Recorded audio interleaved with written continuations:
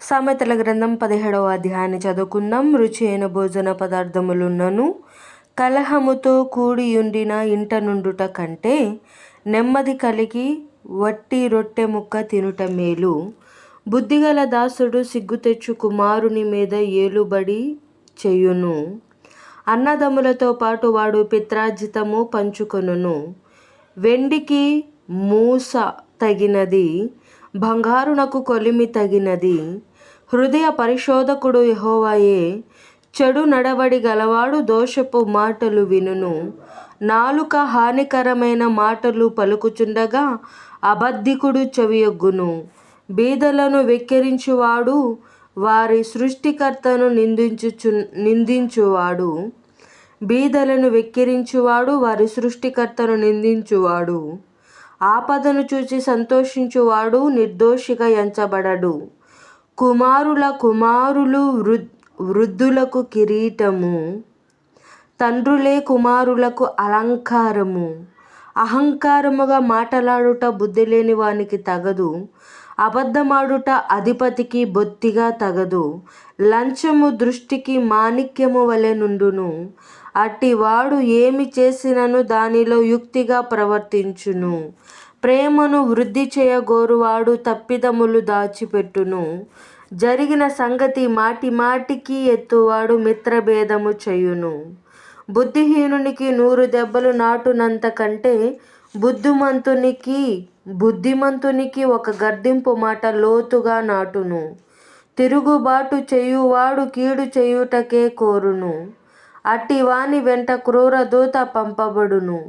పిల్లలను పోగొట్టుకొనిన ఎలుకబంటిని ఎదుర్కొనవచ్చును గాని మూర్ఖపు పనులు చేయుచున్న మూర్ఖుని ఎదుర్కొనరాదు. మేలుకు ప్రతిగా కీడు చేయువాని ఇంట నుండి కీడు తొలగిపోదు. కలహారంభము నీటి గట్టున పుట్టు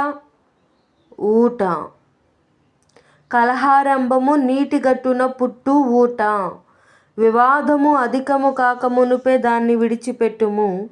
దుష్టులు నిర్దోషులని తీర్పు తీర్చువాడు, నీతిమంతులు దోషులని తీర్పు తీర్చువాడు, వీరిద్దరును యెహోవాకు హేయులు. బుద్ధిహీనుని చేతిలో జ్ఞానము సంపాదించుటకు సొమ్ముండనేలా? వానికి బుద్ధి లేదు గదా. నిజమైన స్నేహితుడు విడువక ప్రేమించును.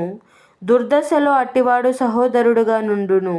తన పొరుగువానికి జామీను ఉండి పూటపడువాడు తెలివి మాలినవాడు. కలహప్రియుడు దుర్మార్గప్రియుడు. తన వాకిండ్లు ఎత్తు చేయువాడు నాశనము వెదుకువాడు.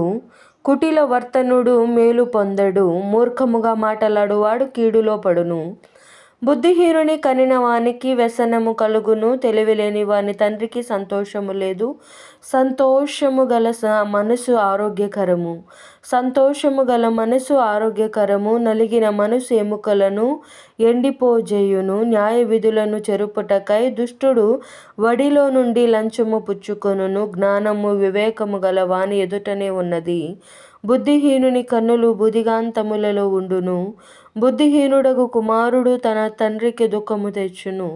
తన్ను కనిన దానికి అట్టివాడు బాధ కలుగజేయును. నీతిమంతులను దండించుట న్యాయము కాదు. అది వారి యథార్థతను బట్టి మంచి వారిని హతము చేయుటే. మితముగా మాటలాడువాడు తెలివిగలవాడు, శాంతగుణము గలవాడు, వివేకము గలవాడు.